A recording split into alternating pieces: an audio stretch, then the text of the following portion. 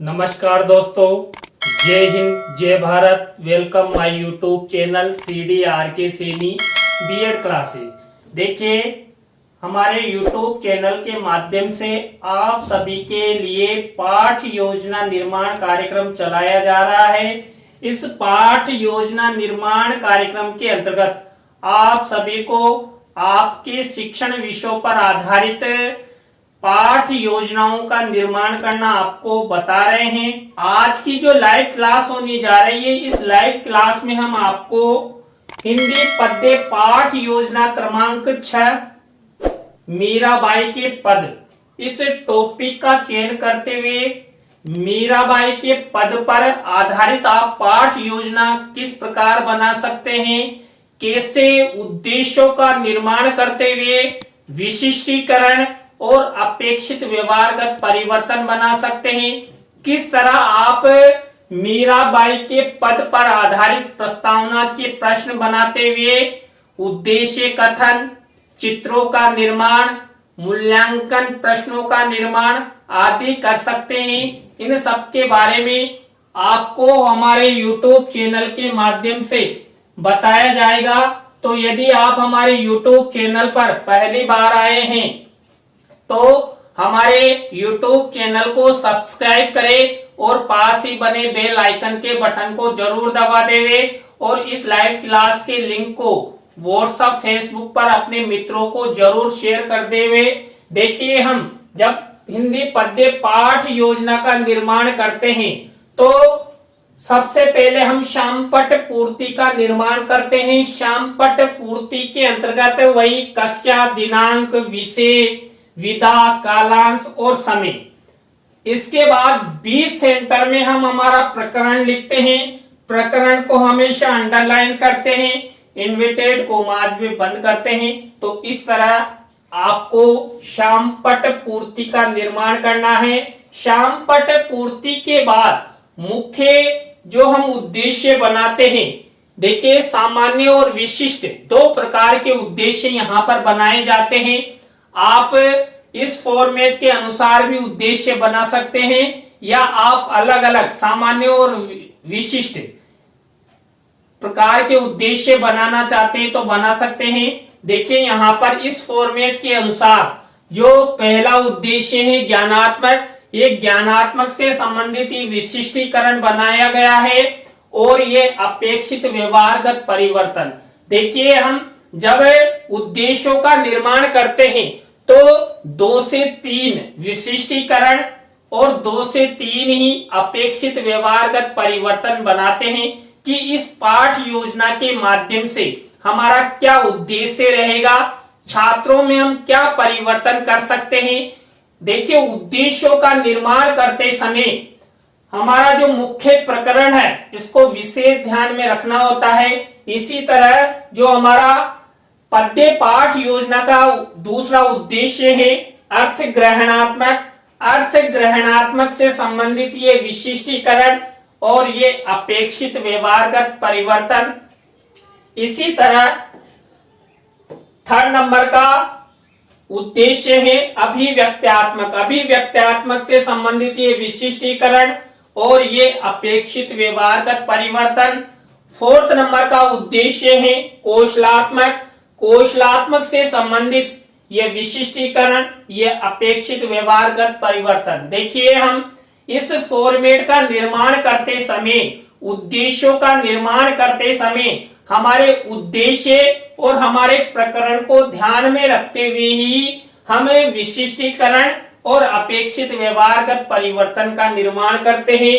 5th number का हमारा उद्देश्य है अभिरुच्यात्मक। अभिरुच्यात्मक से संबंधित ये विशिष्टीकरण, ये अपेक्षित व्यवहारगत परिवर्तन। इसी तरह जो 6 नंबर का अभिवृत्त्यात्मक उद्देश्य है, अभिवृत्त्यात्मक से संबंधित ये विशिष्टीकरण, ये अपेक्षित व्यवहारगत परिवर्तन। इस तरह आप को जो उद्देश्य है और जो आपका प्रकरण है इसको ध्यान में रखते हुए विशिष्टीकरण और अपेक्षित व्यवहारगत परिवर्तन बनाना है। इसके बाद आती है कक्षा शिक्षण सहायक सामग्री। देखिए, कक्षा शिक्षण सहायक सामग्री 2 प्रकार की होती है, सामान्य और विशिष्ट। पाठ योजना निर्माण करते समय मुख्य रूप से जो विशिष्ट शिक्षण सहायक सामग्री यानी दृश्य श्रव्य साधन आप क्या निर्मित करेंगे, या पाठ योजना के प्रस्तुतिकरण के समय कौन सा श्रव्य दृश्य, कौन सी विशिष्ट शिक्षण सहायक सामग्री का आप प्रयोग करेंगे। तो ये इस तरह इसका कॉलम बनाया जाता है। इस पाठ योजना में हम चार्ट और चित्र का प्रयोग करेंगे। इसके बाद पूर्व ज्ञान, देखिए पूर्व ज्ञान के अंतर्गत हम जो मुख्य हमारा जो प्रकरण है, इस प्रकरण के बारे में कॉलम बनाते हैं कि छात्र मीराबाई के पदों के बारे में सामान्य जानकारी रखते हैं। तो यहां तक जो हमारी जो पद्य पाठ योजना का निर्माण किया जाता है, इस पद्य पाठ योजना के निर्माण में हम शामपट पूर्ति, उद्देश्यों का निर्माण, उद्देश्यों के अंतर्गत विशिष्टीकरण, अपेक्षित व्यवहारगत परिवर्तन, कक्षा शिक्षण सहायक सामग्री और कक्षा शिक्षण सहायक सामग्री के बाद पूर्व ज्ञान संबंधित जो मुख्य हमारा प्रकरण होता है उससे रिलेटेड होता है। अब हमारी जो मुख्य पाठ योजना है ये शुरू होती है, मुख्य पाठ योजना शुरू होती है प्रस्तावना के प्रश्नों से, यानी पहली स्टेप प्रस्तावना। अब मैंने आपको प्रस्तावना के प्रश्नों के बारे में कई बार बता दिया है कि 3 से 5 प्रस्तावना के प्रश्न बनाते हैं। प्रश्नों में तारतम्यता होती है, जिग-जैग होता है और उत्तरों से ही प्रश्न बनाए जाते हैं। देखिए इस पाठ योजना में भी इसी तरह जिग-जैग का प्रयोग किया गया है, उत्तरों से ही प्रश्न बनाए गए हैं। देखिए पहला प्रश्न है, कंस की बहन का क्या नाम था। देखिए कंस की बहन का नाम देवकी था। अब इसी उत्तर से हमारा नेक्स्ट प्रश्न बनना चाहिए। तो यहाँ पर देवकी के पति का क्या नाम था, देवकी के पति का नाम वासुदेव था। अब इसी वासुदेव से अगला प्रश्न बना हुआ है, जेल में जन्म लेने वाली देवकी वासुदेव की 8वीं संतान का क्या नाम था। तो 8वीं संतान का नाम था श्री कृष्ण। देखिए अब श्री कृष्ण से अगला प्रश्न बना हुआ है, भगवान श्री कृष्ण की अनन्या भक्ति कवयित्री कौन थी। मीराबाई। देखिए मीराबाई ने अपना पूरा जीवन ही भगवान श्री कृष्ण के लिए समर्पित कर दिया था। तो इसी मीराबाई से अगला प्रश्न बना हुआ है कि मीराबाई के पदों के बारे में या दोहों के बारे में आप क्या जानते हैं। तो यह अंतिम प्रश्न हमारा समस्यात्मक हो गया।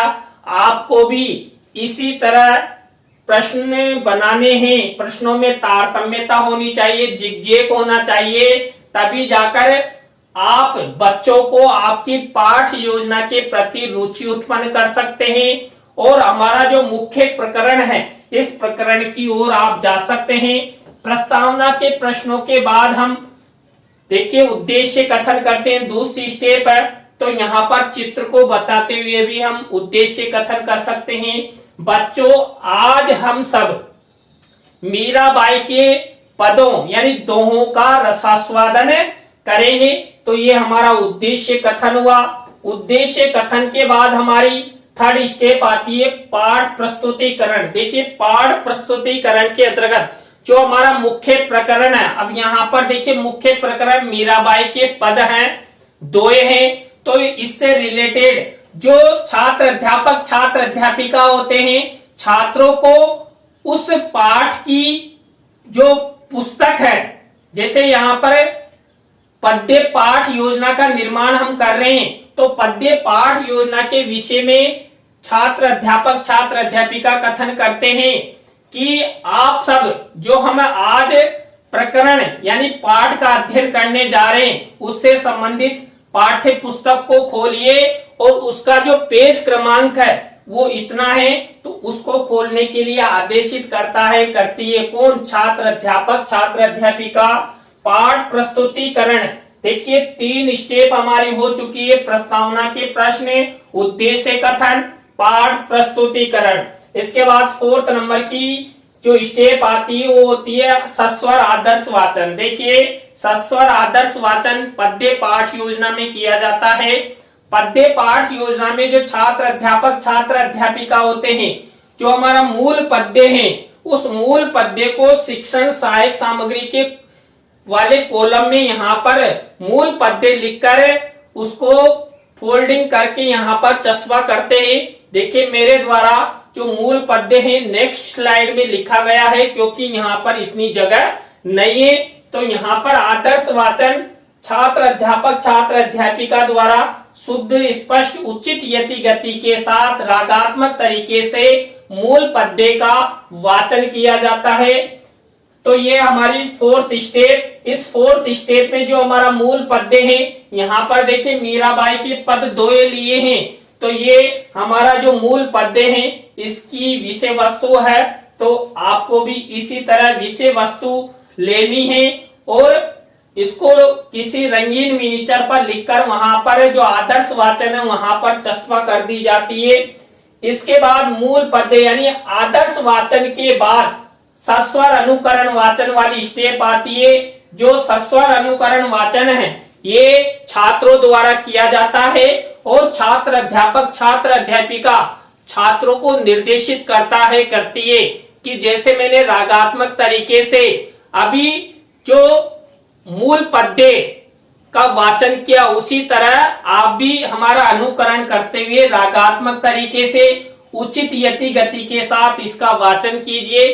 तो ये सस्वर अनुकरण वाचन का फॉर्मेट है, ये कॉलम है। तो यहाँ पर ये 5वीं स्टेप आ गई। अब देखिए 6ठी स्टेप होती है अशुद्धि संशोधन की। देखिए अशुद्धि संशोधन में जो छात्रों द्वारा अनुकरण वाचन किया जाता है, इस अनुकरण वाचन के समय की गई गलतियों को जो छात्र अध्यापक छात्र अध्यापिका होते हैं वो श्याम पट पर लिखकर शुद्ध करवाते हैं। देखिए यहाँ पर जब आप पाठ योजना का निर्माण करो उस समय श्याम पट कार्य वाले कॉलम में इस तरह का मिनीचर बनाना है। एक तरफ अशुद्ध शब्द एक तरफ शुद्ध शब्द आपको लिखने हैं। देखिए यहाँ पर मैंने 5 से 6 शब्द अशुद्ध लिखे हैं और ये शुद्ध शब्द लिखे हैं। तो छात्रों के उच्चारण हेतु कि आपने इस तरह अध्ययन पढ़ा था और ये इनका शुद्धिकरण इस प्रकार है। तो छात्रों के शुद्धिकरण हेतु यहाँ पर अशुद्धि संशोधन किया जाता है।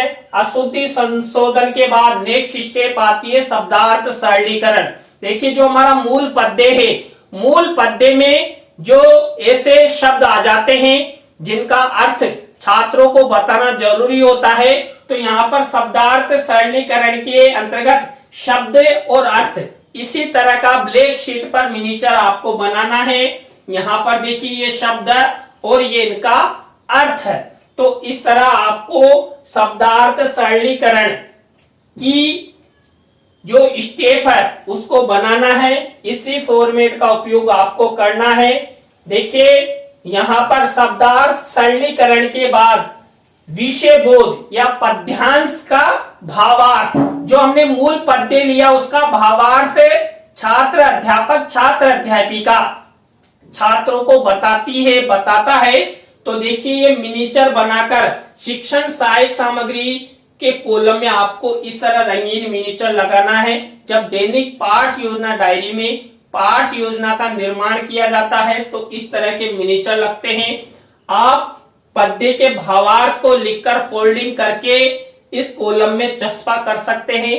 तो ये हमारा जो मूल पद्य है मीराबाई के पद, इससे रिलेटेड ये पद्य का भावार्थ है। पद्य के भावार्थ के बाद हम भावानुभूति प्रश्न करते हैं। देखिए भावानुभूति प्रश्न जो हमने मूल पद्य का भावार्थ छात्रों को बताया उसके आधार पर भावानुभूति प्रश्न पूछे जाते हैं। देखिए यहाँ पर 5 भावानुभूति प्रश्न आप सभी के लिए बनाए गए हैं। जो हमारा मूल पद्य था उस मूल पद्य के भावार्थ में से ये भावानुभूति प्रश्न है और ये भावानुभूति उत्तर हैं। भावानुभूति प्रश्नों के बाद हमारी नेक्स्ट स्टेप आती है पुनः सस्वर वाचन की। देखिए पुनः सस्वर वाचन वही छात्र अध्यापक छात्र अध्यापिका द्वारा किया जाता है। तो ये हमारी 10वें नंबर की स्टेप है। पुनः सस्वर वाचन के बाद यहाँ पर संभावी पद्य वाली स्टेप आती है कि जो हमने मूल पद्य का अध्ययन किया था, मूल पद्य के भावार्थ जैसी ही कोई दूसरी कविता है दोहा है, सवैया है, उसको यहाँ पर लिया जाता है। देखिए यहाँ पर जो रसखान जी का दोहा लिया गया है कि प्रीतम नंद किशोर जा दिन में ते नंदनी ले गयो। तो इस तरह देखिए यहाँ पर जो संभावी पद्य, इसमें शिक्षण सहायक सामग्री वाले कॉलम में जो मूल पद्य हैं उसके जैसा ही हम संभावी पद्य लेते हैं और संभावी पद्य का अर्थ बताते हैं, जिससे छात्रों को एक साथ दो दो मूल पद्यों का और संभावी पद्य का ज्ञान हो जाए। तो ये संभावी पद्य की स्टेप है। संभावी पद्य के बाद हम सौंदर्य अनुभूति प्रश्न करते हैं। देखिए सौंदर्य अनुभूति प्रश्न जो मूल पद्य हैं और संभावी पद्य हैं, इन दोनों के को मिलाकर छात्रों से प्रश्न किए जाते हैं। देखिए यहाँ पर 5 सौंदर्य अनुभूति प्रश्न पूछे गए हैं। ये सौंदर्य अनुभूति प्रश्न है और ये सौंदर्य अनुभूति उत्तर है। किससे रिलेटेड? देखिए मीराबाई का जो पद, मीराबाई के जो पद लिए उसमें जो मूल पद्य का जो भावार्थ उसी के समानांतर जो दूसरा हमने संभावी पद्य लिया उससे रिलेटेड दोनों के अर्थ को समझते हुए यहाँ पर ये सौंदर्य अनुभूति प्रश्न बनाए जाते हैं। सौंदर्य अनुभूति के बाद हमें वही मूल्यांकन प्रश्न बनाते हैं। मूल्यांकन प्रश्नों के बारे में मैंने आपको पहले भी बता दिया। हम 3 तरह के प्रश्न लेते हैं, आभाषद वाले, रिक्त स्थान वाले, सत्य असत्य वाले।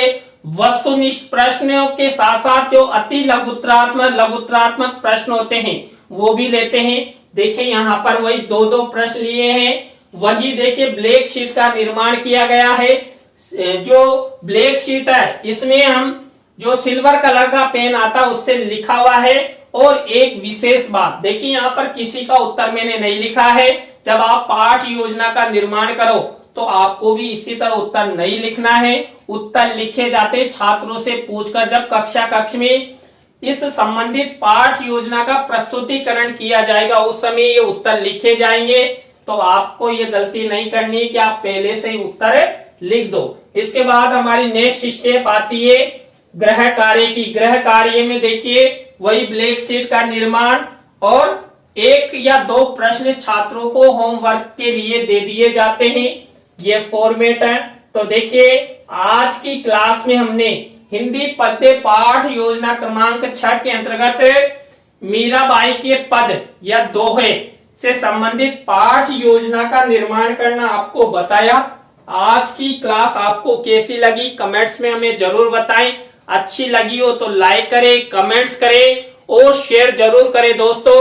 और आप सब आज हमारे साथ लाइव क्लास के साथ जुड़े रहे, इसके लिए आप सबको बहुत बहुत धन्यवाद। देखिए नई पाठ योजना के साथ हम आपसे फिर मिलेंगे CDRK Saini BEd classes YouTube channel पर। तो जय हिंद, जय भारत, राम राम साहब।